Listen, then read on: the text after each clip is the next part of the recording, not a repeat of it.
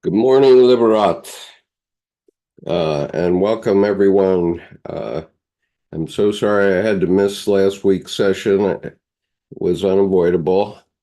I have a business partner who lives in Kuala Lumpur, Malaysia, and he called me from the Dubai airport yesterday or last week, Saturday night, and said, "I'm going to get on an airplane for Washington in 1 hour, and I'd like to spend a few hours with you." So, and this is man I've been working with for, let's see, 21 years. And so it was an important meeting, and I'm sorry I missed this session, but I had to go out to Dulles Airport. And so I'm glad everybody's here. And as soon as I use my handkerchief, I'm going to mute myself for a moment if I can find the mute. I guess I can't right now. Uh, anyway, okay. So today we're going to continue on with this article by Dr. Thomas Arzt in called "The Way of What Is to Come: Searching for Soul Under Postmodern Conditions," which also happens to be the name of this series of books that Dr. Arzt and Mary Stein put together over about a 5-year period. This is the first article in volume 1, and it really sets the stage for everything in Jungian psychology. So I hope you enjoy it. We are on page 28 of this, and I did scan a copy. And good morning, Richard. I scanned a copy, and I think I have it on my screen. Not there. And so what I'm going to do is share it so that you can read along with me. And then I'll come back to you in due course.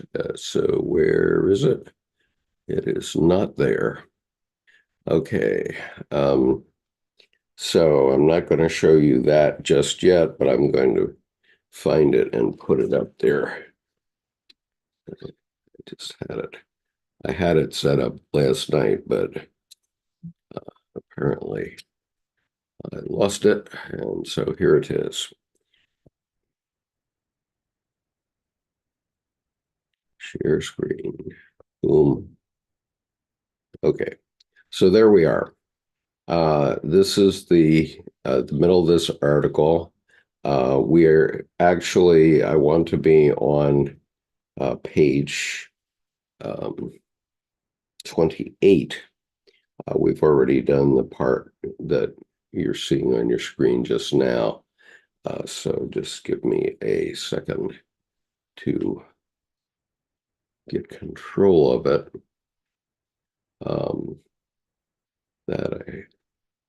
Let's see. Okay, let me see if I can figure this out again.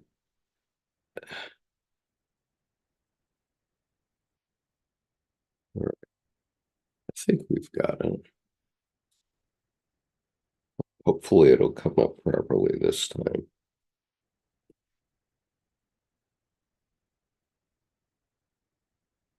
Okay, here it is. Okay, so we are dealing with the union of opposites. I'm going to make my version of this a little bit smaller on my screen so I can find what I'm working with. Um, sorry for the confusion. Every week something gets different in terms of how these things go together. Is that too blurry? Can you read that? I'm sorry, I must ask because it appears blurry on my screen when looking at YouTube, but it may be okay for you. I don't know. Um, let's see. Now, again, where did it go? I apologize for flailing around here. I thought I had this under control. All right. I guess I do have. I just can't be looking at the YouTube. All right. So the question remains, can you now read uh, this text, or is it blurry on your screen, and therefore we should discontinue this?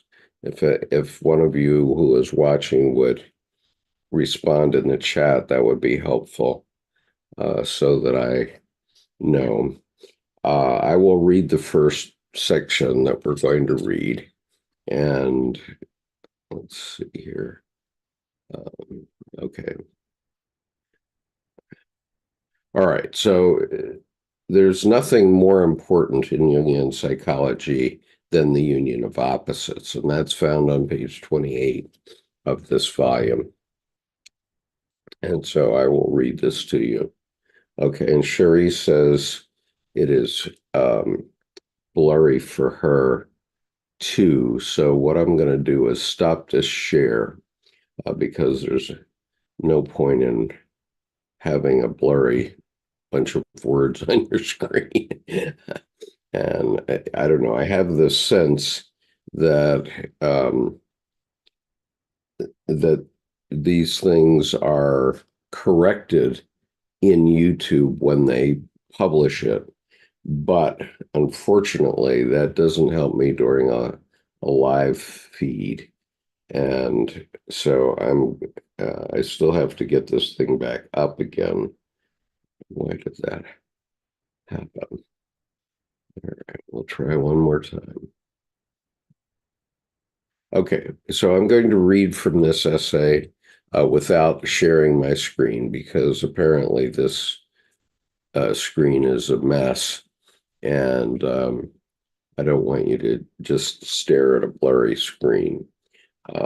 And obviously, as I'm talking here, the topic here for discussion is the union of opposites.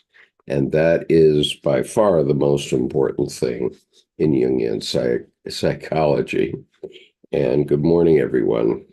So I'm on page 28 of this book, Jung's Red Book for Our Time, Searching for Soul Under Postmodern Conditions, volume 1 of 5. There are 5 volumes of this series, and it's a very powerful series. And okay, so the union of opposites. The theme of the union of opposites is a central motif of the Red Book, like the symbol of Christ, is further elaborated in Jung's later works. This theme deals with the recognition of the neglected and ignored aspects of the psyche, as well as with the consideration of the opposite as the missing half of wholeness. You begin to have a presentment of the whole when you embrace your opposite principle, since the whole belongs to both principles, which grow from one root. The psychological formulation of the problem of opposites is regarded by Jung as a renewal. In the Red Book, numerous pairs of opposites are found: sense and nonsense, fullness and void, creation and destruction, love and hate, spirit and matter, insanity and sanity, above and below, order and chaos.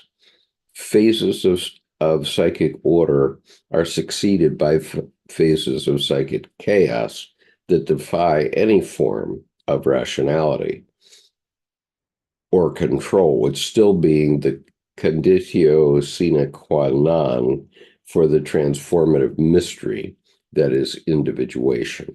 Okay, so individuation is a fundamental concept in Jungian psychology, and basically you're incredibly one-sided until you understand this point. No, trying to figure out why. Okay. And so here's a quote. Um, I believe this is from Jung. I'm not sure. Let's see. You have to go back and look at the footnotes to get it. See whose quote this is. Yep, this is the Red Book, page 314, I believe, of the folio edition. Here's the quote. We recognize that the world comprises reason and unreason, and we also understood that our way needs not only reason, but also unreason. But one can be certain that the great part of the world eludes our understanding. We must value the incomprehensible and reasonable equally. Although they are not necessarily equal in themselves, a part of the incomprehensible, however, is only presently incomprehensible and might already concur with reason tomorrow. But as long as one does not understand it, it remains unreasonable.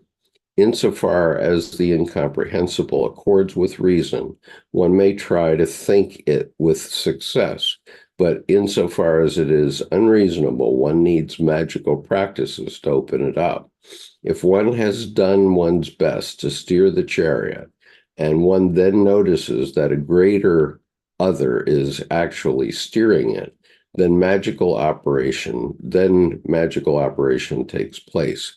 But the condition is that one totally accepts it and does not reject it in order to transfer everything to the growth of the tree.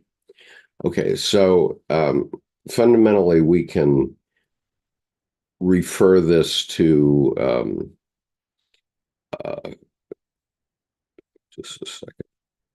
Okay, so fundamentally, we can refer this to our current affairs here in the U.S., where many of us probably, and that includes me to a certain extent, think the opposite sides in our political debate are unreasonable, and we have difficulty understanding the point of view of our opposite numbers. And the issue that we have to achieve is to try to understand them, whoever they are, whether they're, liberals or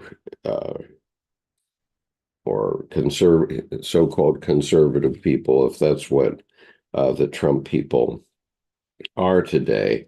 The question is, where is their logic? And we have to accept that they do have a logic. And so we can do that by, let's suppose that we say, well,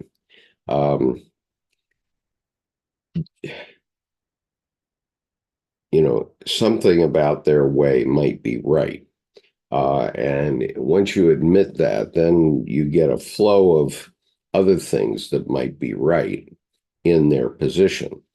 And so, for example, we might today have a debate about, let's say, 10 different political topics, but we agree with our president on 8 of them, and we disagree with him on 2. And on the other hand, we agree with our former president on 2 and disagree with him on 8. That doesn't mean that everything is, doesn't mean that the former president is totally wrong. But it also doesn't mean that I want him to be president.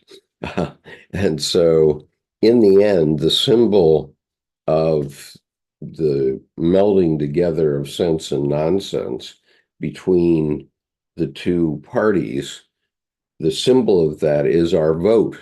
When we vote, we have taken the opposites all the opposites that are in the commonweal of the election this year, including all the stuff that's on cable news, regardless of station, we've brought that down into a single vote. The vote is the symbol of what we think in of our country and the opinions of our fellow Americans. And so it doesn't mean that we have to agree entirely on one side or the other. Um, it means that we have to um, see that other side and actually see it within ourselves. I hope that makes sense because, um, when I first came to Washington to be with my wife, Debbie, I was very conflicted about the idea of abortion. And and so she settled me on that topic. I'm not going to say how she did that, but I came to the conclusion that the legality of abortion is important for women's rights and for women's health, regardless of whether or not I prefer abortion for my children, let's say, or for my wife. Um, and, I do not, um, favor an abortion for my wife or children, but on the other hand, I think it should be allowed because, for example, one of my friends had an ectopic pregnancy, and this caused her to almost die. And obviously, she did have an abortion to save her life. And I do think that, that was an appropriate thing for her to be able to do. So when we have these absolute restrictions on abortion, it's entirely reprehensible in my view. And we need to accept that even if we don't prefer abortion for ourselves, there are circumstances when they make a lot of sense, um, and we have to all work with that, obviously, for the coming year. And in November, we'll have to vote. Hi, Jordan. Nice to see you this morning. Good morning. So, I changed passwords this week and I locked out myself from my laptop. So, oh, so I got to if you have one more chance, before you have to wait 20 hours or something. And it's like I finally went back to my password list and went, oh, glad I wrote the new one down. yeah. Well, I have those problems every week. I have two computers, one for school and one for this, and they come up. So um, we're talking about the union of opposites um, in Thomas Arzdt's article. I'm not sharing the article because it's coming across as blurry on YouTube, and Okay. so I don't want to offend the eyes of our listeners. Right. And so Richard says, um, we need to reach a middle ground, but America is always clings to one extreme or the other. God's logic to me is do the best you can to stay in the middle, which is always the hardest and therefore the narrowest gate. And this is also a fundamental of Buddhism, where the middle way is always the right way. And this also points up why Jung felt um, that Buddhism most closely matched his psychology, because you have to find the middle way. And so I was just explaining vis-a-vis a discussion of the abortion debate that we may be very conflicted about this debate one way or another, and I have always been, but come November, our vote becomes a symbol of where we stand, what our wholeness is in that topic. Jordan, you've had your head shaved. Yep. I actually had alopecia that showed up over here Uh-huh. and just fell out, and I've been having it short, and I'm like, just take it off. What, Just what is alopecia? it's hair loss, just like in a spot. And Right. and typically I think it's stress induced, but Uh-huh. I've never had it. And I've never had it. And the winter may have lasted a little too long this year. I don't know. But Hmm. it's my sister. My sister had vitiligo, which was a pigment, Hmm. a melanin loss in one spot on her face when she was young. And it's interesting. I've never had any issues with it. But so when I went in for the beard trim and the just haircut, I'm like, just take it off. Because it looked like a bald spot. And when I had my hat, you wouldn't notice it. But then I was self-conscious and I went, well, I don't think I've ever shaved my head. So just do that. Right. So, Okay. Well, you actually look good now. You look oh, thank much you. better. I like You it. you look much better than you looked when you had the Santa. Yeah. Santa. Uh, Yeah. Santa has left your presence. yeah, and even Richard says it's a good look for you. Thank you. Okay, now Richard makes this statement: abortion is wrong in God's eyes, but ultimately is the choice of the woman. And I would say that um, God has no opinion about abortion. We have Right. opinions. And maybe our personal God has an opinion, but God per se has no opinion. And I might refer refer everyone to a new video of Paul Simon. This may surprise you that it's Paul Simon, but he's now over 80. But this year, he has, I'm going to pull this up so I have the name of it correct. It's called In Restless Dreams, the Music of Paul Simon, Season 1. And so what he has been doing is making a documentary based on all these old videos and that he had been taking, and he's had cameras pointed at him his whole life, basically, even when he's writing songs. And so the result is that we get a remarkable look into a new album that he wrote called Seven Psalms. And also, there's a great look into the writing of Graceland, which was his Grammy winning album back in 1985. And that's the one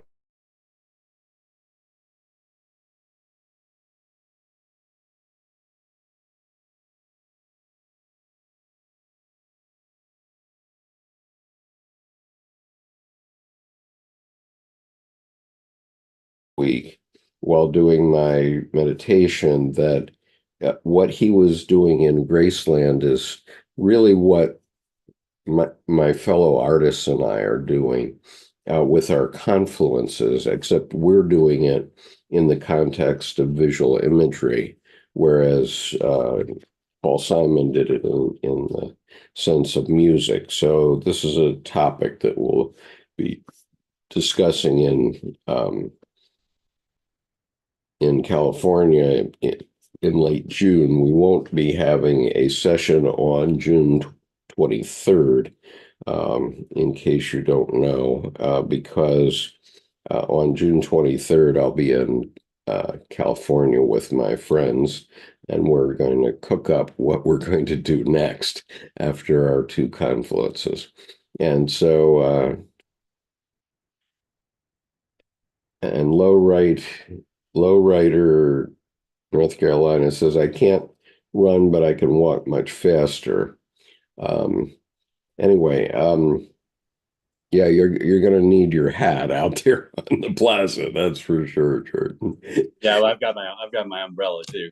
Yeah, it's so, but it's Yeah, funny the comment. It's interesting to comment about the center or the middle way. There's an old Native American statement that when would politicians realize that the right wing and left wing belong to the same bird? right. And and I always add, if you only focus on one wing, you're just flying in circles. You're not Absolutely. can't Yeah. navigate.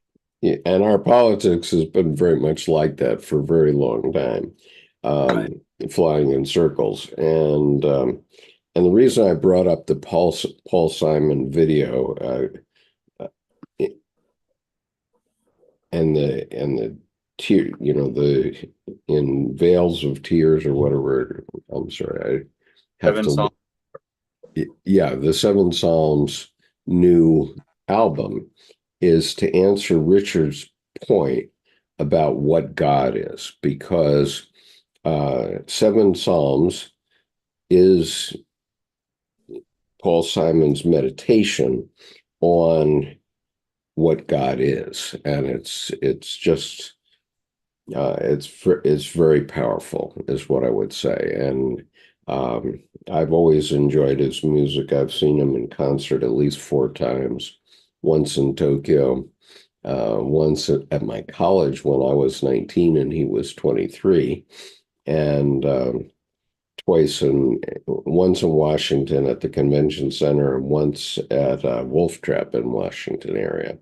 And and he's always made a huge impression on me, and he always seems to be plugged into the collective unconscious, is what I would say. And as Mhm. our generation, he's a little older than the baby boom generation because he's 4 years older than me, and I'm in the first year of the baby boom. But he's sort of the leading edge of the issues that our generation now faces, which is the end of life issues. And so I urge everyone to give that album a listen. Only a 33-minute long album, but it's really worth the money. And Nice. and It's like I appreciate your comment too to Richard that I don't think God has an opinion right. because I mean my take. I usually don't put this out much publicly, but I think it's apropos here. Um, I don't see God as an external thing, and I don't see it only as internal either. And what I find is, I used to say God is nature, but Hmm. that's too small.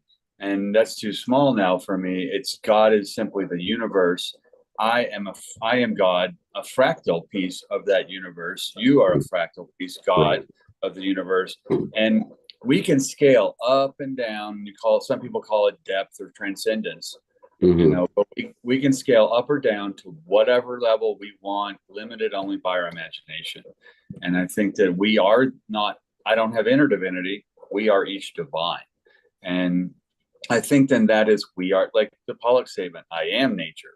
Well, yes. And when you're not disconnected from nature, you live your life into being instead of petitioning, basically. Yeah. Uh, Lowrider NC says that's a song skip, can't run. Check it out. Um, or I think what's meant here is there's a song called Can't Run. Um, and there are a series of sort of meditation-like songs in this seven psalms, and it's really worth hearing what Paul Simon has to say. When Uh, they can't run could be, the sound of one hand clapping. You can't run with one leg. I right. mean, one wing kind of thing. Yeah, and the name of the documentary, it's on Prime, and it's called In Restless Dreams. And there's two 2-hour um, documentaries there. One sort of covers the Simon and Garfunkel era, and then the second one uh, covers in about 40 minutes his process for how they did Graceland and how it became so popular, and the Grammy winning album of 1985. And it's very interesting to take that as a metaphor and then overlay it over what we've been doing with Confluence. And so anyway, we're not going to do more on that today, but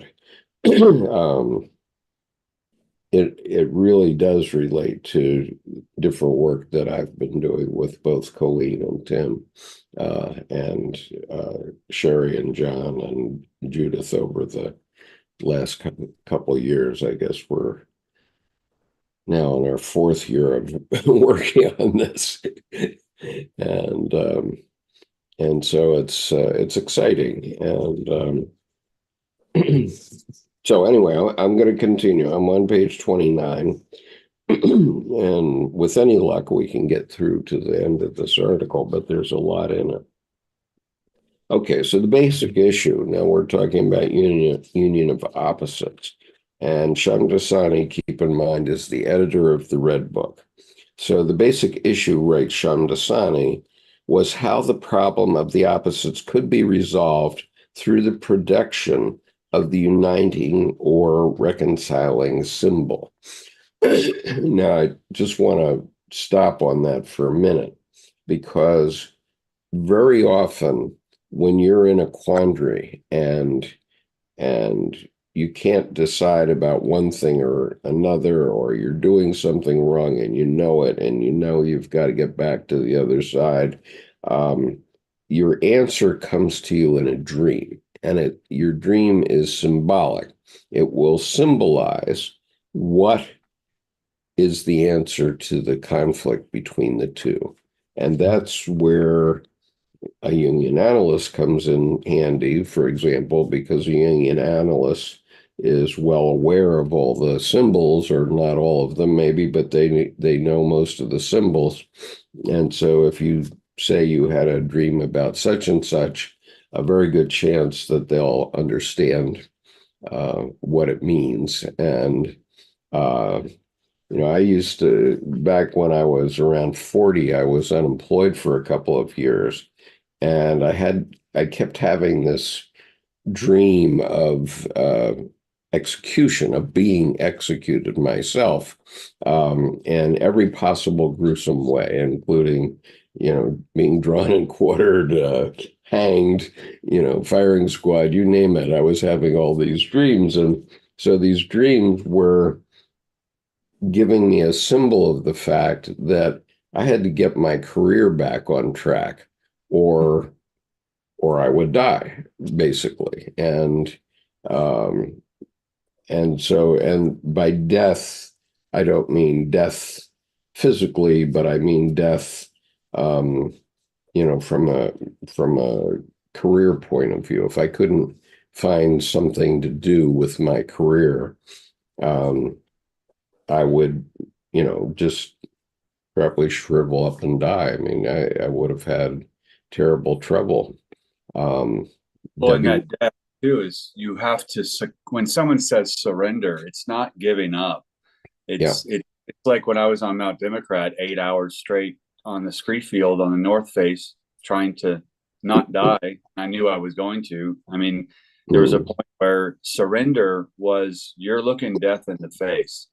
And the thing is, death smiles at us all. You have to smile back. But in that, your death was, you literally were surrendering the whole of your life in front of that, the past, to enter the new phase of birthing the rest of your life. Sure. And that's powerful, that, it would keep coming. And in death of 1,000 cuts, you'd like death of 1,000 methods. Right. It's no, this isn't just a cut. This is a whole thing in each one. Yeah. And of course, I would never be quite executed. Well, okay. Yeah, exactly. I would be taken up to the block, and they'd be ready to chop my head off, but then I'd wake up every time. Well, right, what's funny about that? It reminds me of gambling psychology. They do studies and such that if someone's on a slot machine and they have, one symbol, two symbols, and then they lose, they have the exact same dopamine rush as if they got the third symbol and won. So what happens is that it gets them to nip up on, oh, well, what happens is so immediately more money goes because almost, except the thing is, there is no almost. That number two is a million miles away from number three. And they're not the same thing, but they get you on that almost piece. And that's a psychological fact that they utilize in the algorithms for any kind of probability games of chance that aren't really chance. right. That's So the house always wins. yeah, so your psyche was playing that casino game with you. Oh, almost. It's like it gives Yeah, you enough to have the experience, right. but then it kind of also deadens and numbs you in a way. Like, what just happened? Yeah. What's going? So we're talking about the reconciling symbol, like in between a pair of opposites that are not reconcilable really in the physical world. And so you can't just think it, but you will get a symbol that tells you. And I figured out what my dreams were telling me long, during that period. And the period went on for like a year and a half. And during that period, I'd wake up having had one of these dreams, and I would say, "Oh yeah, tell me something I don't know." Right. And so anyway, so we're talking about the reconciling symbol forms one of the central themes of Liber Novus, which is the Red Book. Both poles of each pair of opposites, good and bad, spirit and matter, reason and unreason, etc., are to be acknowledged in life in order to gain a holistic worldview during the mysterious process of individuation. The world is a painting of opposites, Jung's perspective here. First and foremost, draws on Heraclitus and Nicholas of Nicholas Cusanus, um, together with principles of enantiodromia and the transcendent function, the concept of opposites and the unification of opposites represent the foundation of Jung's later elaborations in analytical psychology. So the transcendent function is that the opposite may be in your unconscious. You may be very conscious of something, but something is eating you. you know, Mhm. you feel like you're being eaten, but you don't know why you're um, sad or what have you.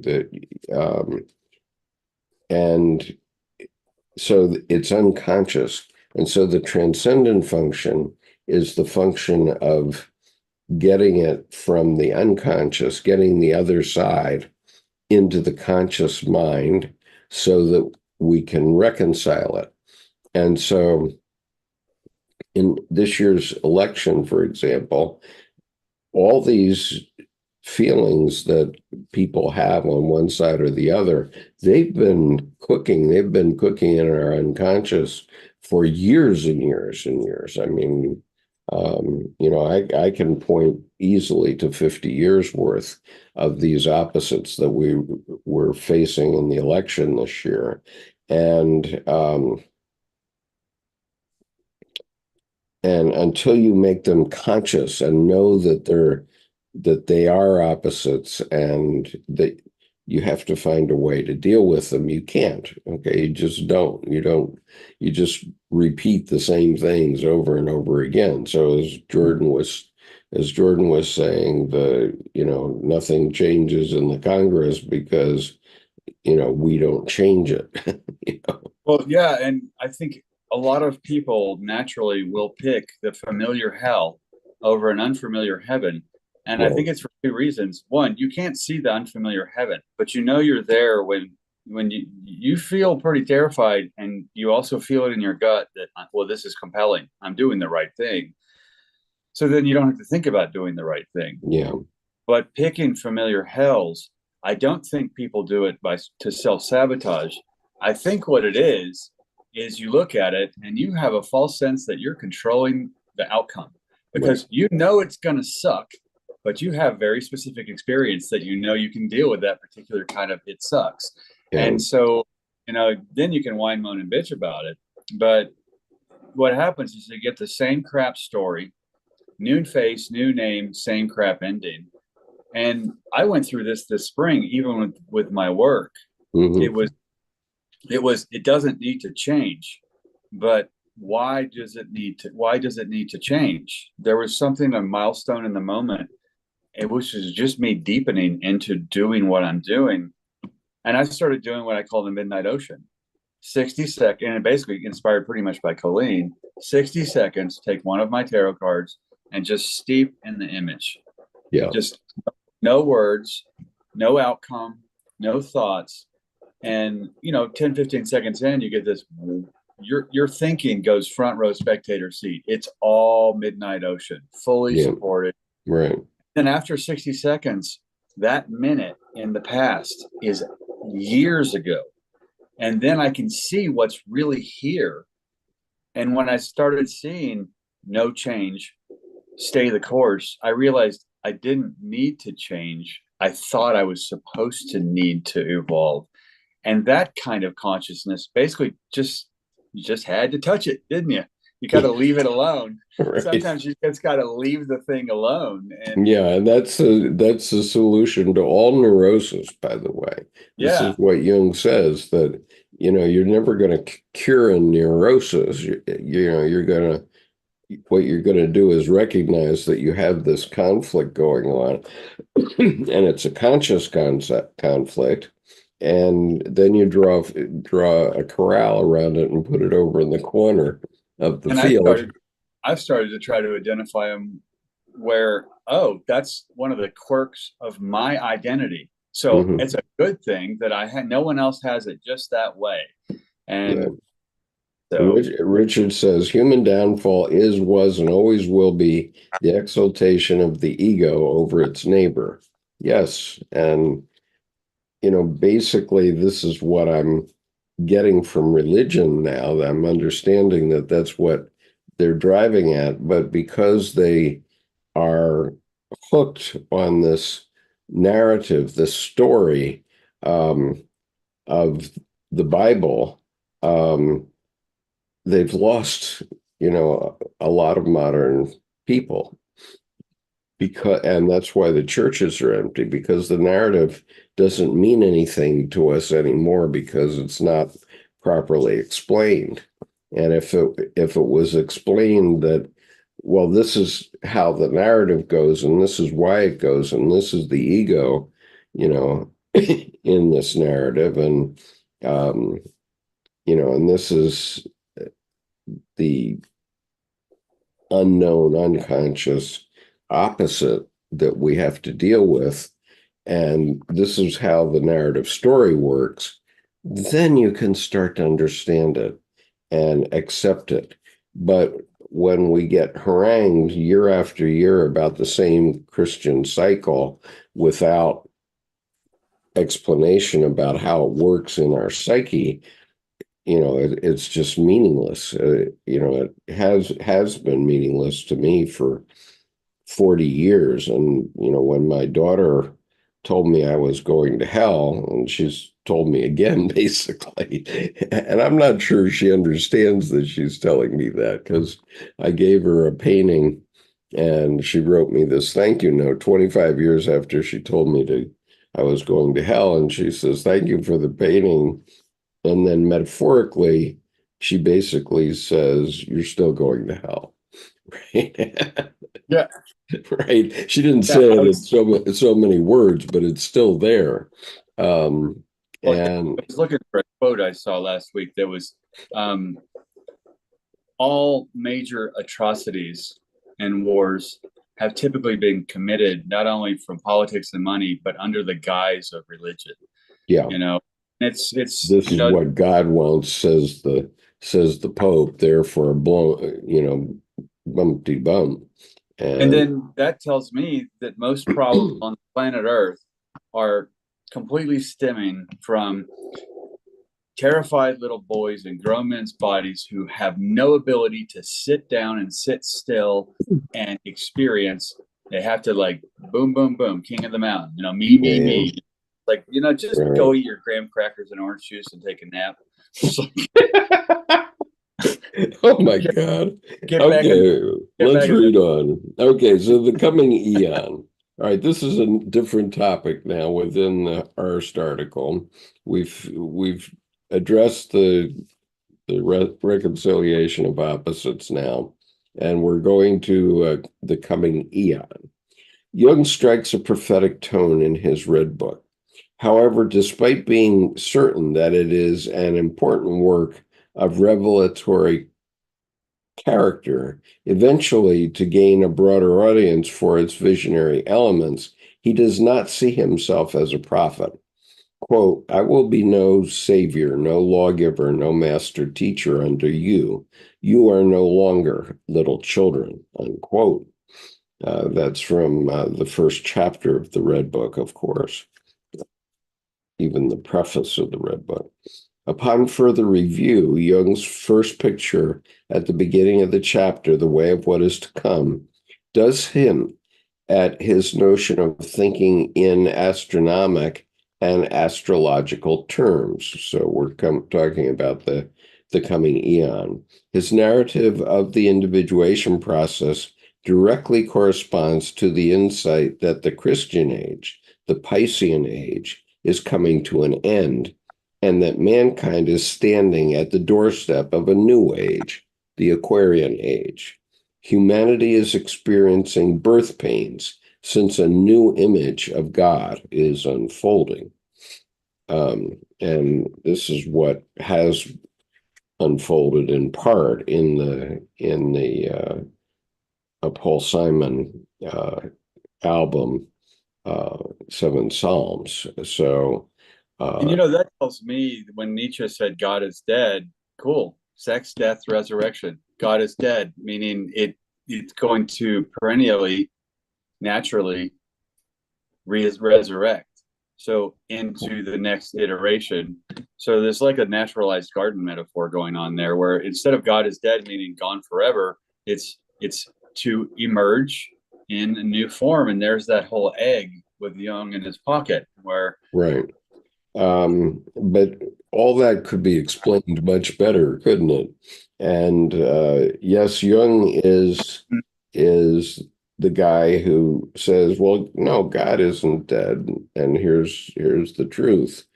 And he knew that God still exists, where he lives, and how he goes about doing the work of the Godhead. It's just not as pretty as the narrative has it, right? There will be blood, right. and and so that's the point, that Jung's Red Book is full of blood, okay, because humans don't learn anything if there's not blood involved. And then we learn something. Right. And,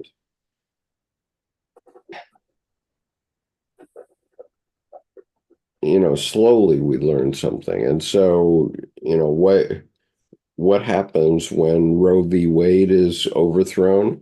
Well, lots of women who aren't the women that they're worried about in uh, in the states that have banned abortion, are still having problems because they have ectopic pregnancies and all kinds of Which, complications in pregnancy, right? And they, say which, yeah, right, ectopic pregnancy, which for anyone who doesn't know, that's then a fertilized ovum, fertilized egg that plants itself outside the actual uterus, outside the womb.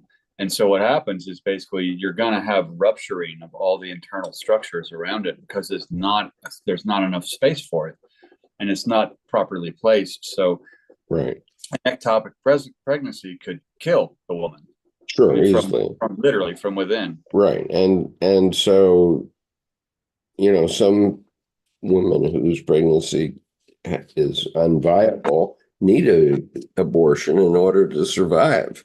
And Right. it's just silly to say we're going to let these people die. I mean, that's ridiculous. Right.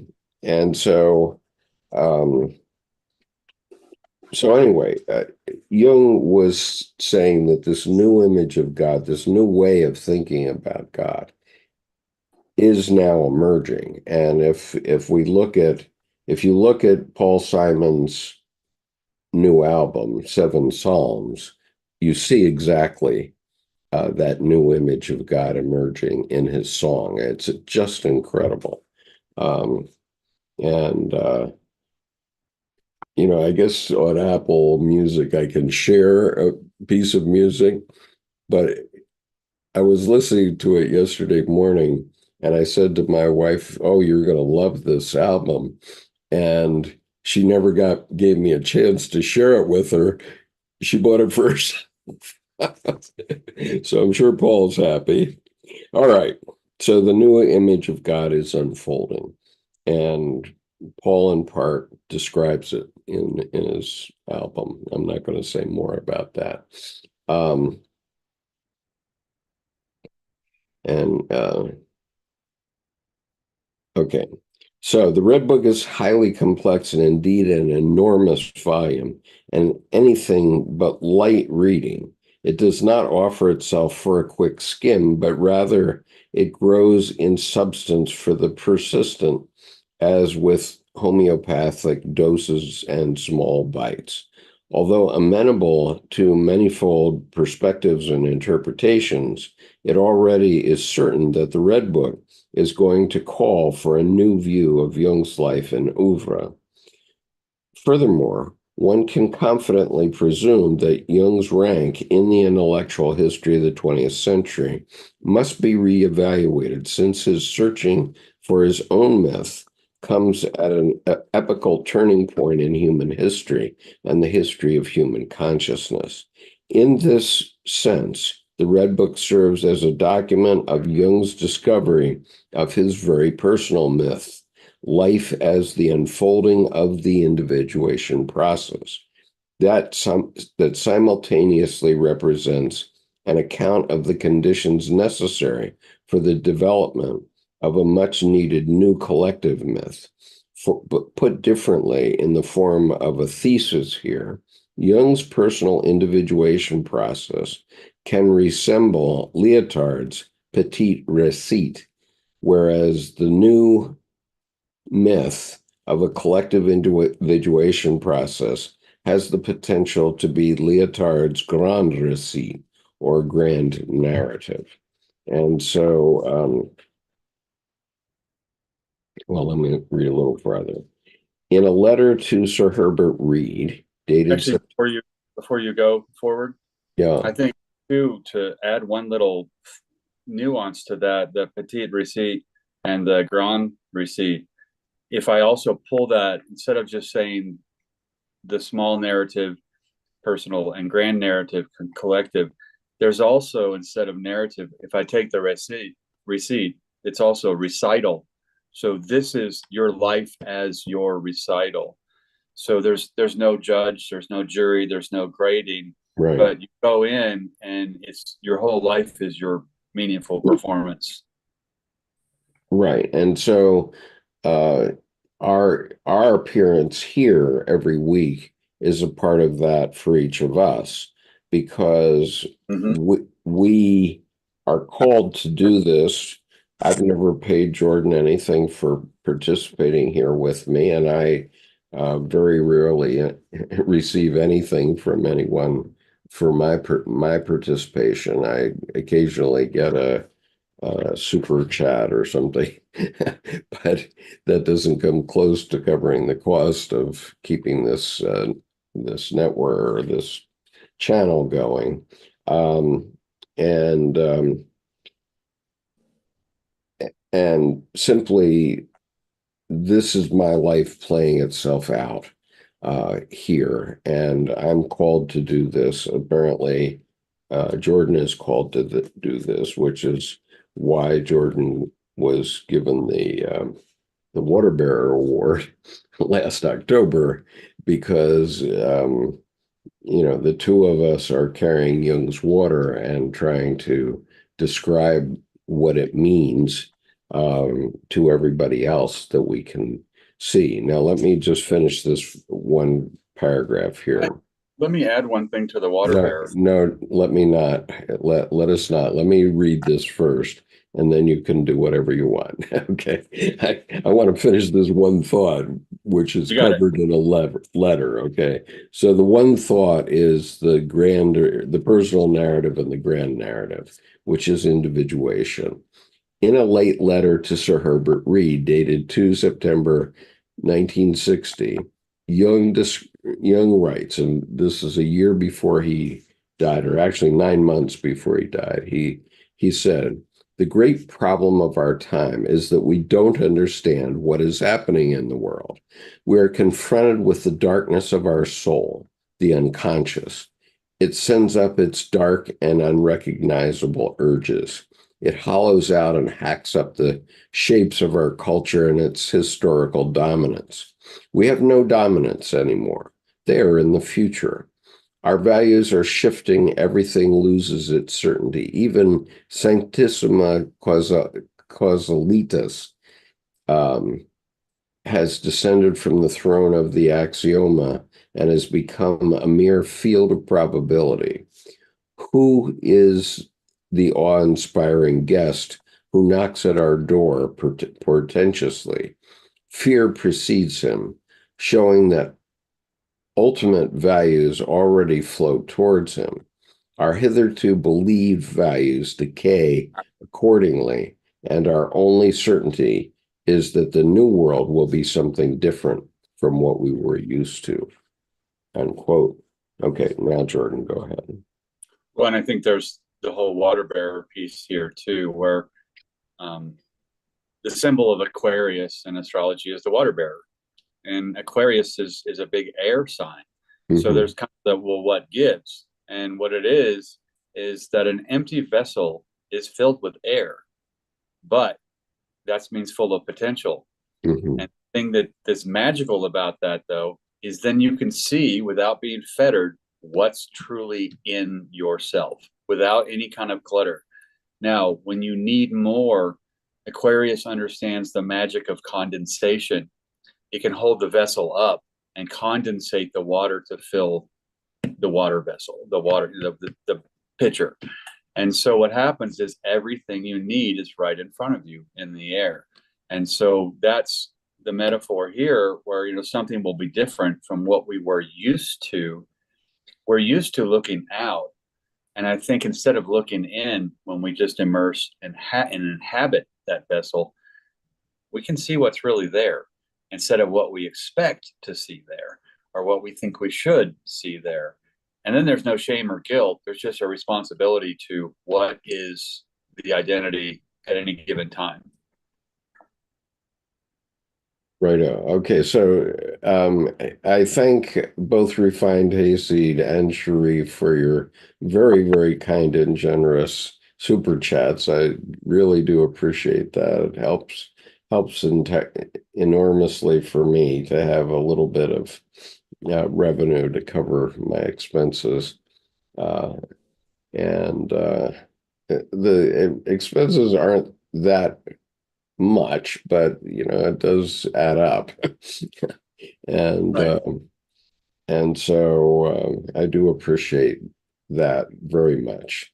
Now, Refined Hayseed says, "I believe the Earth does a pole flip in about 10 years, and we about 95% of us, loose about 95% of us, frozen flowers in the belly of the mammoth." And Richard says, "Did Jung ever have union with God? It seems to me that he must have, but maybe he didn't recognize it as such." Well, Richard, I can assure you that he did have such a union, and much of it is covered in the Red Book, and it was um, and covered. It was covered in a very meaningful way. And if we didn't put it that way when we were doing our commentary, we I'm sure we did though. Yeah, and we also probably brought up William, that just the title of William, one of Blake's books is The Yeah, Marriage of Heaven and Hell, the alchemical wedding. And Jung was always directly talking about that, um, where that was inherent in the self. yeah. And so, you have to have, once you have and recognize a numinous experience, then there's no issue with you about God. And I have them every day. Okay, every day.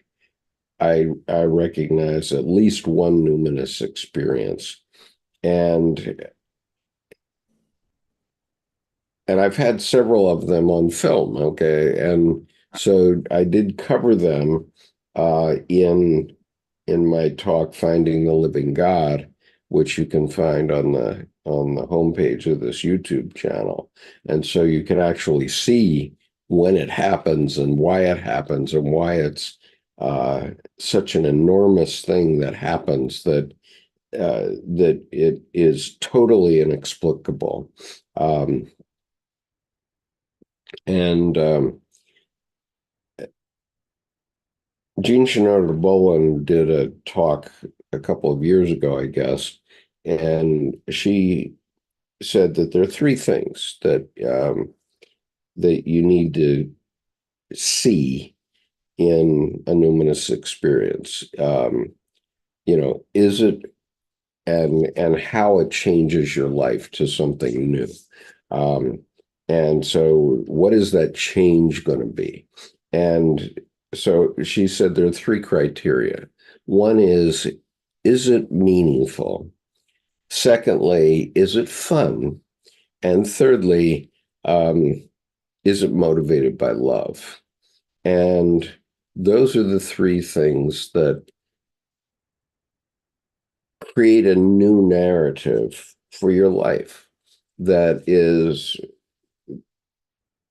that helps you see your way clear or through to meaningful redemption. Okay, we all have committed sins in our lives. There's no disputing that. I mean, you could raise your hand and say, "I haven't." Yeah, right. Everybody has committed sins, and so we all need redemption. And redemption often comes through these numinous experiences. And, it may not be a redemption for your whole life. It may be a redemption for some short period of time. Um, and for something that you've done. And that's happened to me a couple of times, really big ones. Um, and and so if it happens to you, you're going to know it. Okay. And when it happens, um, then, you have to take it with humility and understand that part of the event comes from your unconscious, surely. And both of or all three of the big ones that I've had uh, did come from my unconscious. But they also had um, aspects of what we know of Christian religion. Okay. And go ahead, Jordan. I was going to say, I think it's important to clarify to people. I mean, I have a cartoon, and it's a little baby with a kind of a quizzical face, and it says original sin. WTF did I do? And Mhm. there's this whole thing. And what I find is people often will reside in a position of shame or guilt. And that's not divine. That's afraid of your divinity, afraid of your own power. So yeah, if I do something wrong or harmful, oh yeah, okay, then yes. But I don't think we should walk around with our head down in that state, all the time, because I find that all that's doing is systematically poisoning the divinity with things that don't need to be there. I mean, we don't need to have approval from the universe to be qualified for life. You live it your Exactly, own way. exactly. So Richard is making an observation that I think deserves comment. He says, and he's saying this to you, Jordan. He says, not the Roman deities who are pagan, but with Jesus. Okay. And he said what you said a few minutes ago was profound.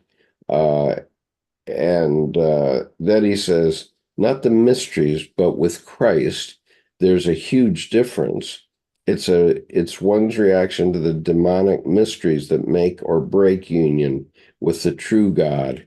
That's been my experience anyway. Uh, Bingo, Hmm. says Refined Hasty. Do you want to comment on that? And then I'll, Could you read the last? I think I'm getting the direction of the distinction. Could you reread, especially that last paragraph part where, because he really sure. got to the meat. I want to make sure I'm hearing Okay. correctly. So you're talking about this paragraph? No. Richard's comment. Richard's comment. Okay. So I don't know exactly what you were saying when he put it here, but he says, not the Roman deities who are pagan, but with Jesus. That was, and then he says to you, that was profound, Jordan. And I'm skipping something that Sherry said, which is not on topic. Then Richard says, not the mysteries, but with Christ, there's a huge difference. It's one's reaction to the demonic mysteries that make or break union with the true God. That's been my experience anyway. Refined Hayseed says bingo, and Richard says shame is humility or the beginning of it. Okay, so you want to comment? Well, I think one, and I'll side with Jung on this, shame is a soul-eating emotion. And if I have already done that, then why would I carry forward this remorse and grief forward so that I will stumble similarly again because I'm still inhabiting that place? Instead of stop, immerse, deal with, and then move on without a single thought. Because I think, as I put in my book, forgetting is for getting. It gives your heart more breathing room. Right, It makes more room for the good stuff. I also will pull in Jung's reasoning for why is there evil in the world? And he says, because people aren't allowed to tell their stories. So the demonic piece is that enough consciously give your heart enough breathing room, because I think that evil people, so to speak, I don't see them as evil primarily. Well, there may be exceptions, but there always are. But primarily, it's people who have been so crushed, so consolidated, so not able to live their stories that what happens is they don't die, but they start to compost and rot inside. And I think then what happens is every time they open their mouth, sewage comes out because there's no breathing room. It's all toxic gas and sludgy, this and that. So I think the demonic piece, especially because, dealing with dream stuff, deal with them in the unconscious dark dreams and make besties with beasties. Doesn't matter how scary they are. They can only see your eyes in the dark. Same with you. So all you have to do is scare them back and say, you're in my psyche. I can kick you out. So what's your name? You know, yeah, introduce yourself. Introduce yourself like a right, 4-year-old. Oh, look, a dragon. What do you do? And that it's right, so I think the comment there, and I appreciate too that Richard added that, that's been his experience, because I think we all have a different frame. We all have a different perspective on not just where we are in evolution, where we are in our life, and what do we hold on to? What do I carry in my pocket? Or right, what do I lean towards? And right, I appreciate having that distinct perspective, because I find you want the center in the middle, but you also have to take sides. I think because when you don't, you basically undermine everything because, like Einstein said, it's not the people who commit atrocities, it's the people who sit idly by and watch them and do nothing. Right. So the one thing that I want to point out to Richard is that Richard, when you take the position of the one true God, then it's it's important to recognize that the opposite is multiple gods. Okay, and we have many religions in the world where there are uh, aspects of the Godhead which are sliced and diced, including Catholicism, where we have all the saints. But um, but besides that, and I'm not a Catholic. When I say we, I mean humanity has a bunch of godlike individuals who are called saints. But I am familiar with Hindu gods, for example, and there are many of them, but they all point to the same basic ideas. And so they're just a different way of humanity reacting to the narrative of the Godhead. So while I appreciate and accept your approach to your redemption through Christianity, I think that that's a fine thing, and I have not reconciled myself, but I have um, fused myself with my daughter's point of view. Okay, and I go to religious um, ceremonies with her at her church occasionally. We recently went to the baptism of my second grandson in her family. And and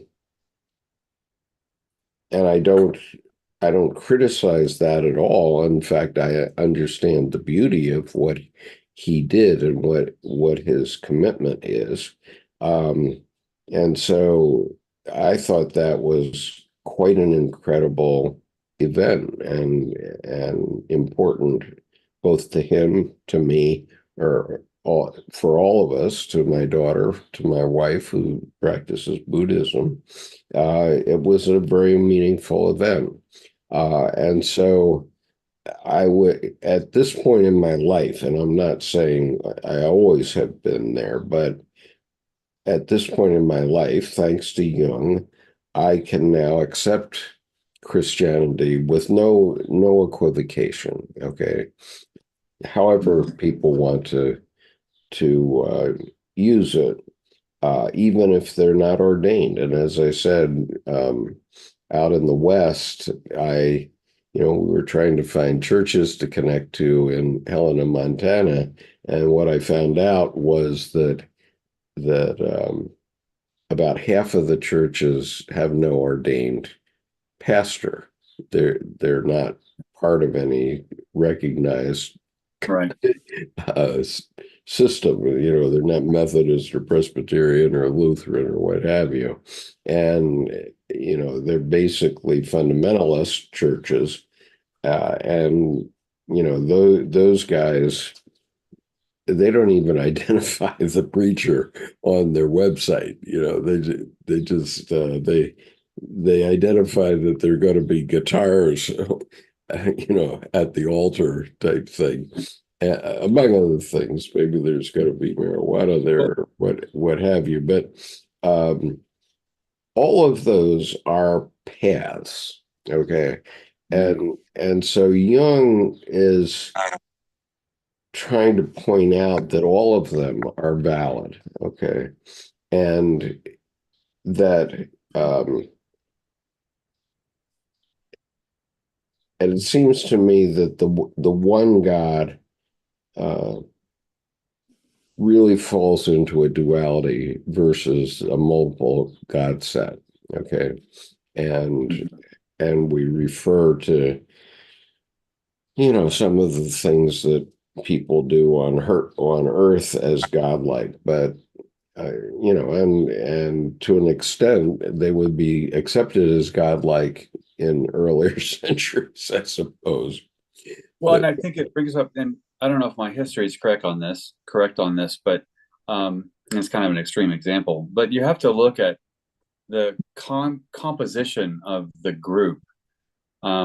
It's not homogeneous. Not everyone has the same perspective, and also too, not everyone is going to do what they say they're going to do. And And the not example, everyone has the same experiences, right? right? And even that, if I look at, and this is kind of an extreme example, and I'm not in any way advocating violence, but I think if my history is correct, upwards of, or actually 60 people committed to stabbing Caesar, and only 23 stab wounds were on the body. So not everyone did what they said they were going to do. Right. And so there's the who's just kind of, going with the flow. And I'm always saying be fluid, but don't go with the flow, or be fluid, but don't go with the flow. Only dead fish go with the flow. You got to brace into the pressure. So the Caesar example is extreme. I get it. But at the same time, there is some people will say they're going along with something. And then when it comes down to everything hits the fan, you're the only one sitting there standing in the field. So no one's going to come to save you. So I think the redemption piece is important to how much solace do you have with having your own back? You are safe. Have your own back. I think that,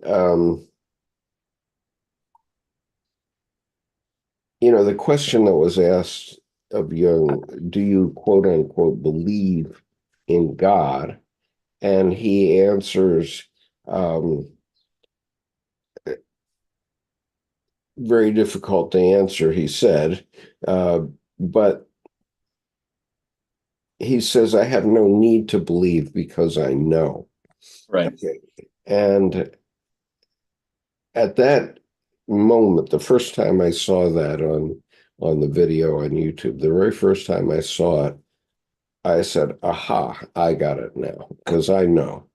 And I had written this book called Tsunami of Blood back in 2007. It's mainly about the Middle East. But I gave it to Debbie to read after it was complete because she wouldn't read it until I'd finished it. But she said she was surprised at how many God references are in my book. Okay, which was, I think I wrote it before I saw that video. And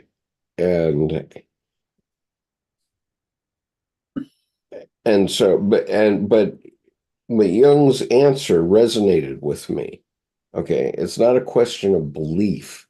I don't have to have somebody harangue me with all kinds of excuses and answers that should get me to belief, to believe in God. I simply know that there is God. And this is one of the interesting things about what Paul Simon sings in his 7 Psalms, which is that he identifies who God is and where God is probably 100 different times in 100 different ways in this album. And you can't argue with him because he pretty much has got it, right? At least in my view. But it's multiple, and it certainly is multiple because it's many different ways of looking at what God is. And that reminds me of Bob Proctor's quote of faith and fear both demand you believe in something you cannot see, you choose. And there's the point. I mean, where do you live in faith? Do you live in fear? And you can assume either one, but I think living in fear is kind of often useless because you're going to always be in a half panic. And when something actually happens, you're too tired to do anything about it. Right. And Richard says Jung was a broken cornerstone too in his own right. I've seen him in visions quite a few times. And Jung would be the first to say that he was a broken cornerstone. Mhm. He, he would acknowledge that nothing that he wrote could have been written without being a broken cornerstone. And we But all are. And symbolically, the Catholic Church, whenever it built a cathedral in Europe and presumably anywhere in the world, always builds the with the broken cornerstone um, of the cathedral. The cathedral always has a cornerstone that's broken because that's the essence of what we're talking about. well, completely. And I don't remember which interview it was in, but Jung directly himself, he was asked about personality types, and he said, "Oh, I have always." He goes, "Oh, yes, I've explored this very painful question way, way almost too much." And Uh, and and he said, from early on, as far as I can remember, I have been such a thinker, and I have had the most terrible difficulty accessing communication with feelings. This has been my lifelong cross to bear. mm, I am not good at feelings. I am a thinker. And what's interesting about that is when you see everything he's done and he goes deeply, he's simply describing what he observed instead of emoting it into the words. He actionably thinks it into the words. And I think mhm. what that tells me is when someone says, "Oh, you're too much in your head," well, I always tell people, well, don't take that shaming behavior at face value. You probably are primarily a thinker, and that means you've developed your intellect as a powerful tool. So then how can you more powerfully observe your intuition and your feeling, which may not need rationality, but actually from a thinking perspective, not be threatened by things that are nonsense to the thinking that actually can be allies. So I think Jung was he's very much self-aware that feeling was relatively deficient, that he Yeah, actually said sure. that. Oh, yeah. So So Cherie says, in God's plan and play the illa, I guess. I'm not sure what that word is. In God's plan, the sole function of Satan or Maya is to attempt to divert man from spirit to matter, from reality to unreality. Um,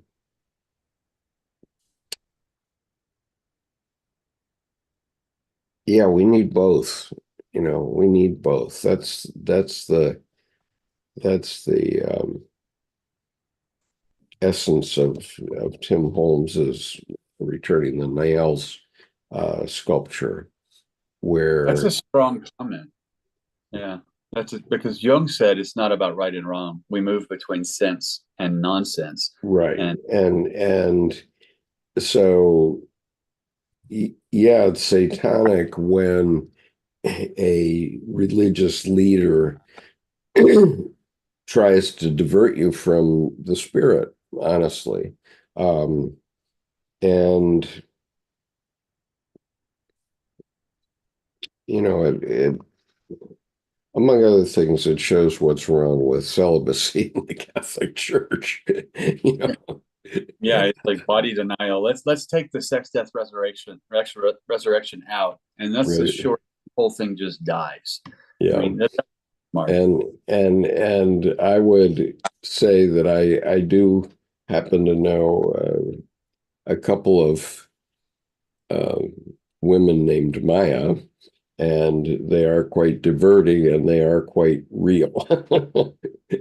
uh, and but I'm sure they can be spiritual too as well. They're quite spiritual as well.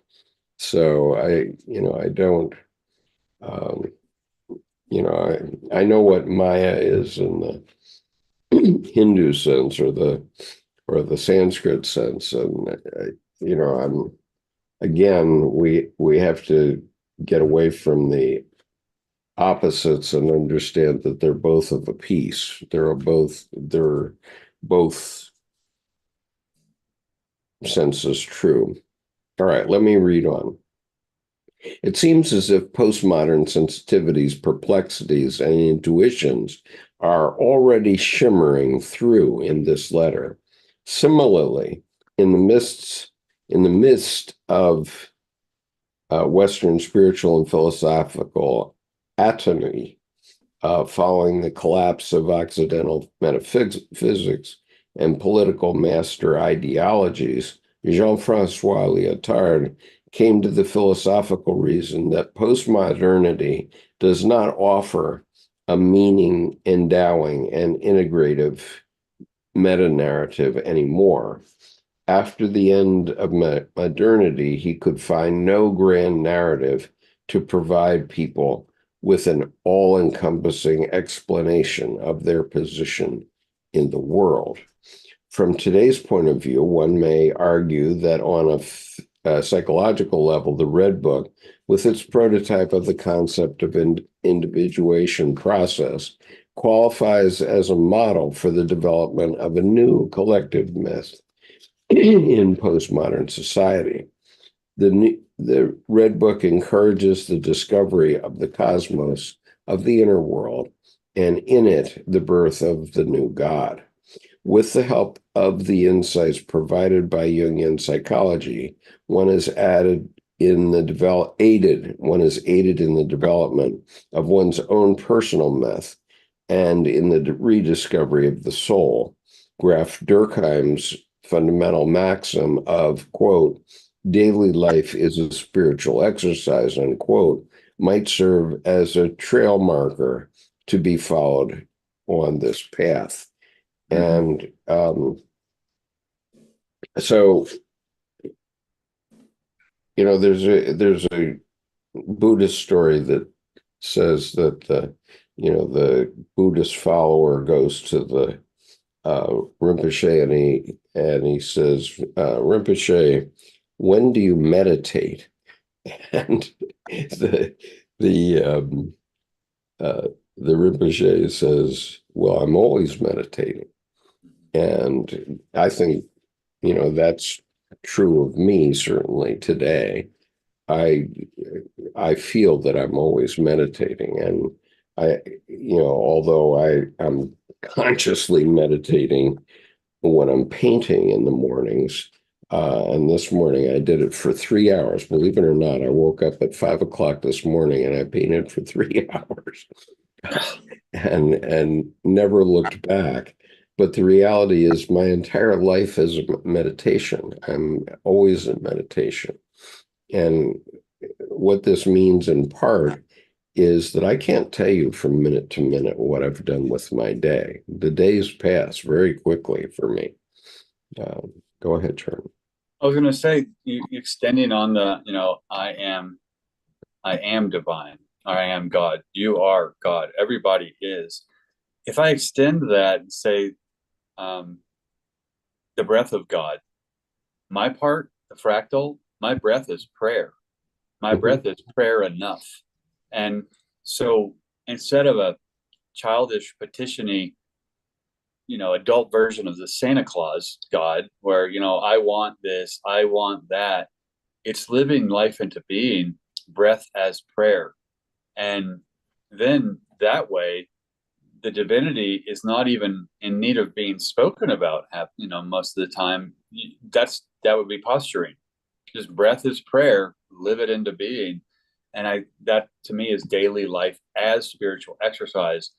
Not, I need to do 3 reps of this and 10 reps of that and go to this retreat and this guru, or there is none.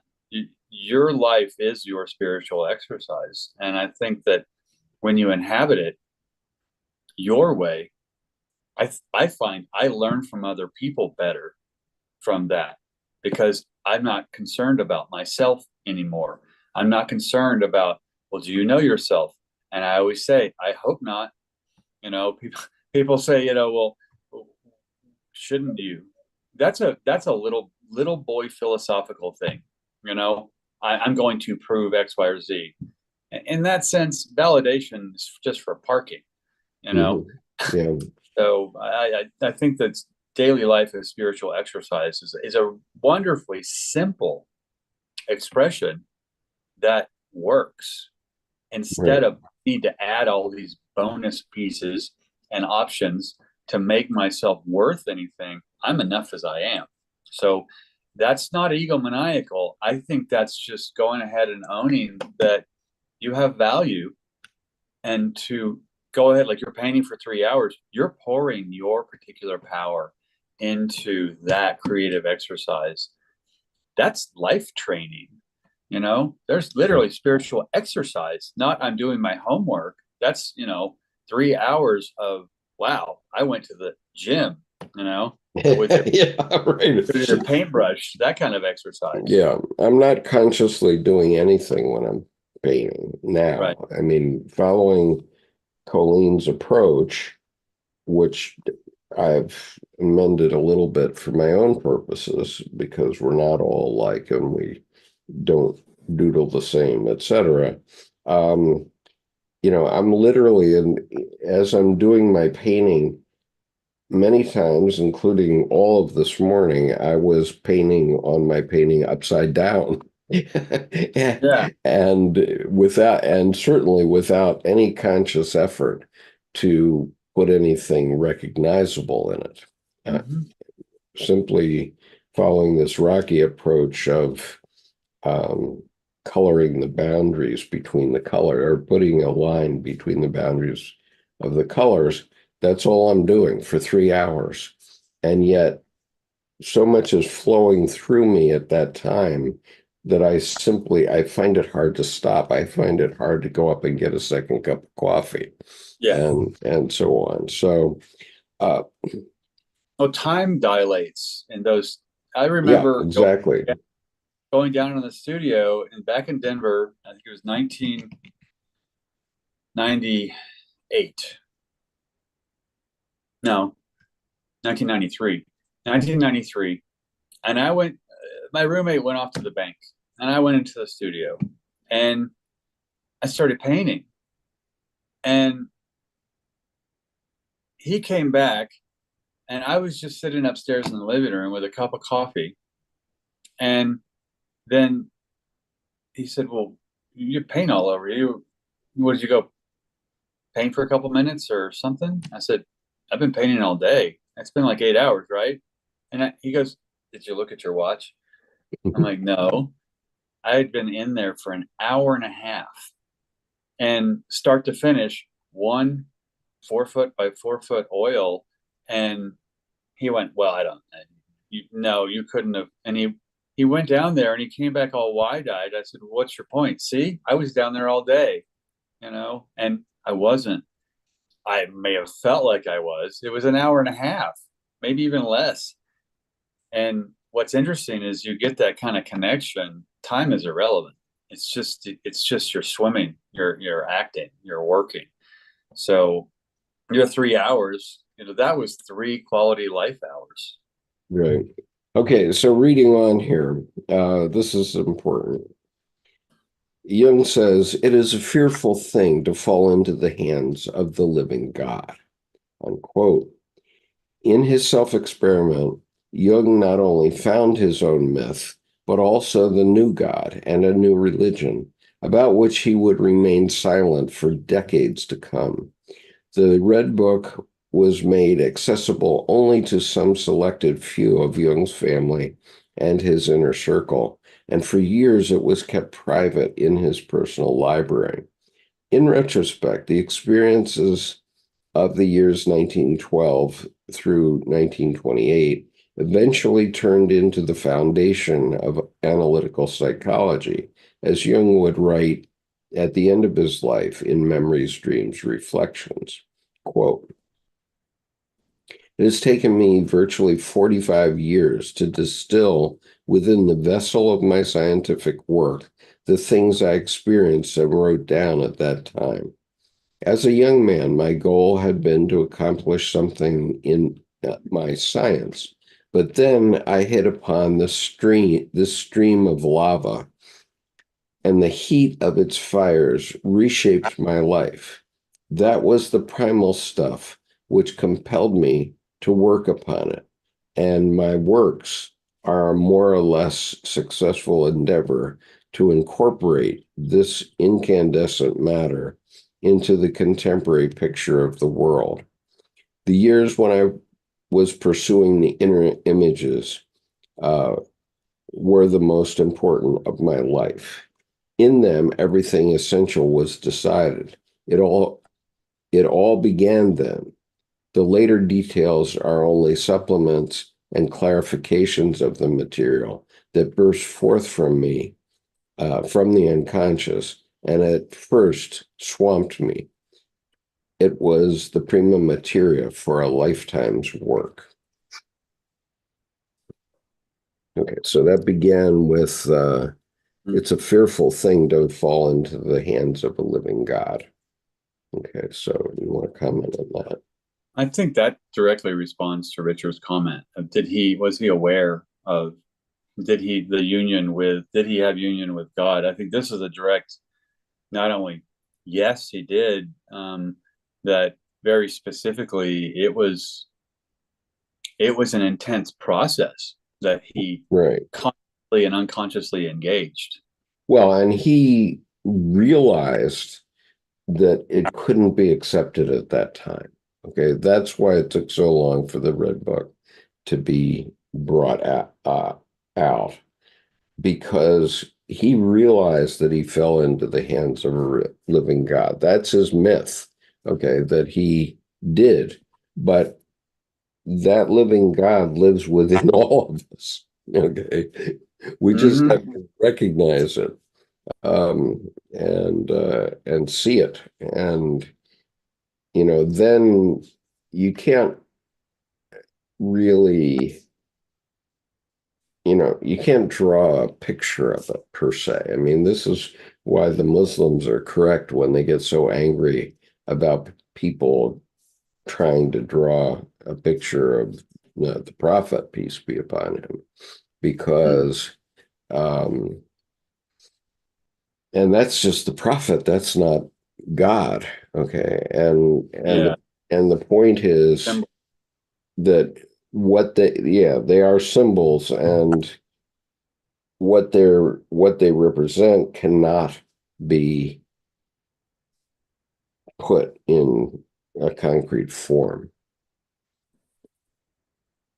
Right. Yeah, and that's then he says, I hit upon this stream of lava, and the heat of its fires reshaped my life. So he was going to put something in concrete form, and then, oops, life intervenes with, go figure, life, not a grocery list of, I look at what I accomplished. The accomplishment was a well-lived life. Right. I think just the price we pay for the price of life with our death. And so we might as well live it instead of, aging gracefully. It's like, that's cool. Why don't we, age livingly? Yeah. Okay. Now I'm sitting here with an astrologer, which is a good thing because I guess I can get through this next section. Let me do that and turn it over to Jordan while I take a bio break. But it's going to be on you, Jordan. Are you ready? Yeah, we're dealing with a precession here, Right. 25,800 years, and then the Right. 2150. Right. So, although his Red Book was somehow intended for a future readership, Jung was hesitant regarding its publication. Not until his near-death experience in 1944 and the visions witnessed there did the decision come to elaborate on his dialogue with the soul in his publication, Ion.